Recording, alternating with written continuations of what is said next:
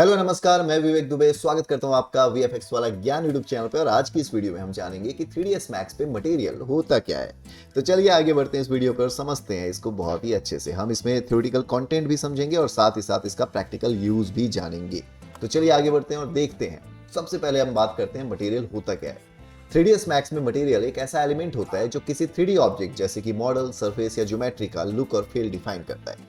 Simple शब्दों में material बताता है कि ऑब्जेक्ट किस तरह का दिखाई देगा, जैसे wooden, metallic, plastic, glass, cloth etcetera. यहाँ पे आप राइट साइड पे एक इमेज देख सकते हैं जिसपे प्रॉपर मटेरियल अप्लाई किया गया है। चलिए अब बात करते हैं कि मटेरियल के अंदर कलर, टेक्सचर, रिफ्लेक्टिविटी, ट्रांसपेरेंसी, बम्पीनेस जैसे प्रॉपर्टीज होते हैं जिनको आपको चेंज करना होता है या अपने अकॉर्डिंग मॉडिफाई करना होता है। एक एग्जांपल लेते हैं। अगर आपने एक टेबल का मॉडल बनाया और उस पर लकड़ी यानी कि वुडन का सरफेस दिखाना है, पर वुड मटेरियल अप्लाई करोगे। अगर आपको एक मिरर बनाना है तो आप उस ऑब्जेक्ट पर रिफ्लेक्टिव मटेरियल अप्लाई करोगे। इसी तरीके से अगर 3ds मैक्स में आप मटेरियल पे काम कर रहे हो तो कुछ इंपॉर्टेंट पार्ट है जिन्हें समझना जरूरी है, जैसे कि डिफ्यूज कलर। जहां भी आप डिफ्यूज कलर समझ लें कि ऑब्जेक्ट का वो मेन कलर है। वहीं अगर स्पेकुलर की बात करें तो चमक या जो हाईलाइट होती है, जैसे कि आप यहाँ पे राइट साइड की इमेज में देख सकते हैं, न्यू फॉर्मूला के जस्ट ऊपर यहाँ पे आपको शाइनिंग दिखाई दे रहा है, ये जो है ये स्पेकुलर है। ग्लॉसीनेस, कितना स्मूथ या रफ दिख रहा है आपका सरफेस, वो कहलाएगा ग्लॉसीनेस। ओपेसिटी कहने का मतलब है आपका कोई सरफेस कितना ट्रांसपेरेंट है।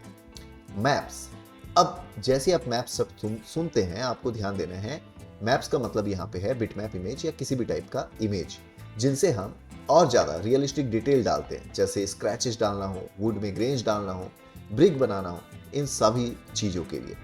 अब बात करते हैं मटेरियल एडिटर। अगर आपको ओपन करना है 3ds मैक्स पे तो तरीका क्या होगा। इसका शॉर्टकट की एम है जिसके थ्रू आप मटेरियल क्रिएट कर सकते हैं, एडिट कर सकते हैं और अप्लाई कर सकते हैं। तो चलते हैं अभी 3ds मैक्स पे।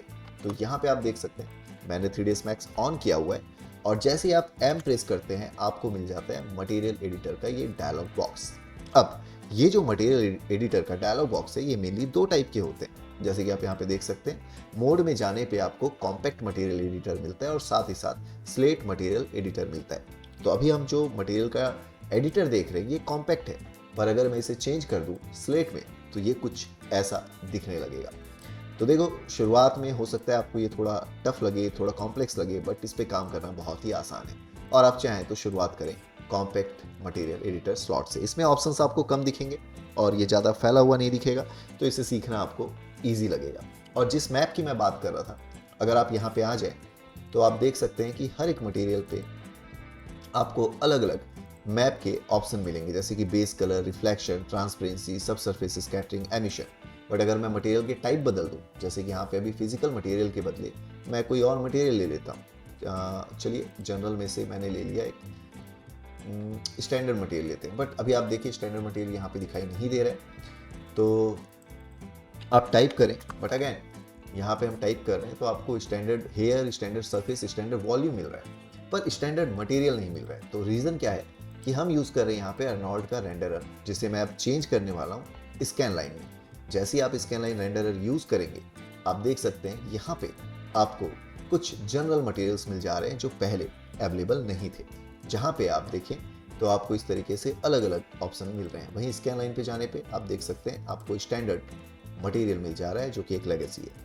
तो जैसे आप स्टैंडर्ड मटेरियल लेते हैं यहाँ पे आपको कई सारे मैप्स मिल जाएंगे, जैसे कि ambient colour, diffuse colour, specular, specular level, glossiness, self illumination, opacity, filter colour, bump, reflection, refraction, displacement. अब अगर आपको डिफ्यूज कलर में कोई मैप डालना है तो पहले तो आप इसे चेक करें, नो मैप के सामने क्लिक करें और उसके बाद यहाँ पे लिखना होगा आपको बिटमैप। ओके, बिटमैप लिखने के बाद आप जा सकते हैं और अपने फोल्डर पे जहाँ पे आपने इमेजेस रखे हुए और उस इमेज को आप यहाँ पे रिकॉल कर सकते हैं। और इस ऑब्जेक्ट को अगर मतलब इस मटेरियल को अगर मैं किसी भी ऑब्जेक्ट पे अप्लाई करता हूँ तो आप देख सकते हैं कि ये जो मैप है वो इस ऑब्जेक्ट पे दिखाई देने लगा। तो अप्लाई करने के मैंने ये सिंपल सा बटन यूज़ किया जिसका नाम है असाइन मटेरियल टू सिलेक्शन। हाँ, अब कभी कभी ऐसा हो सकता है कि आपका मैप विजिबल ना हो, जैसे कि अभी आप देख सकते हैं मैंने मटेरियल अप्लाई कर दिया है बट उसका जो मैप है यानी इमेज है वो विजिबल नहीं है। तो ऐसे सिचुएशन पे आपको शो शेडेड मटेरियल रिपोर्ट को ऑन करके रखना पड़ेगा। तो इस तरीके से आप 3ds मैक्स पे मटेरियल एडिटर का यूज़ करेंगे। और आप ये भी समझ चुके हैं कि मटेरियल एक्चुअल में होता क्या है। तो अगर आपको लगता है कि 3ds Max पे अब आपको मटेरियल और टेक्सचर का बहुत अच्छे से नॉलेज चाहिए ताकि हम प्रॉपर यूवी मैपिंग कर सके, अनरैपिंग कर सके, ये सारे टर्म्स आप अच्छे से सीखने वाले हैं अगर आप इस चैनल को सब्सक्राइब कर लेते हैं और वीडियो को लाइक कर देते हैं। मैं आपसे मिलता हूँ अगले वीडियो के साथ, तब तक के लिए लेते रहें VFX वाला ज्ञान। धन्यवाद।